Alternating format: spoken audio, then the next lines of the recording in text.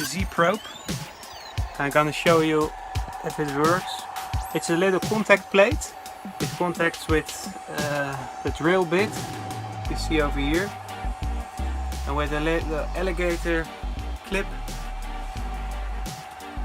it's connected towards the Arduino and Gerbil, and when it touches the plate it should stop the software, and it knows it's at its 0 point, and it will give a little bit of blue light.